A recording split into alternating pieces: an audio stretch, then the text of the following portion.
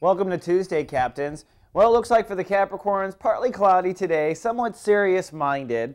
Actually, the day is ruled by Capricorn, even though the sun is in Leo, so I think you're going to feel okay and grounded, but you really are facing some of the deepest stuff now.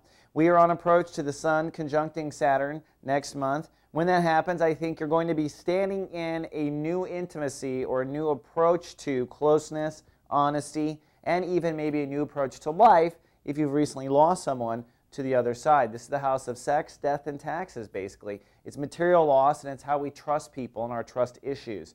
So that said, we're at the end of chapter 1, almost the first chapter of Sun and Leo. And usually in this chapter, or at this point in the cycle, you're asked to let go of or step away from what will not work. So it may be a relationship or a particular intimate connection that just isn't working, or an approach to one, or just saying goodbye to a deep private part of yourself. This is the house of death, and this is the first chapter of really 3 that will succeedingly get you closer to life and get rid of what's not working for you anymore on the private sector. So that said, you're going to say goodbye to something today. Hopefully it's a policy and not a person, of course.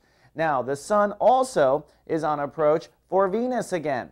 Venus is moving retrograde as of last Friday, and it's going to pull back into the house of intimacy. So it's been up in the house of belief structure for a while. That's made Capricorns a bit more spaced out than usual. But as Venus still pulls back, it's time to let go of philosophy and new ideas of how life should be and kind of go over some steps again of how you'll make close connections to people. And most importantly, I think, for Capricorns, not judge yourself. That's part of how you shut down.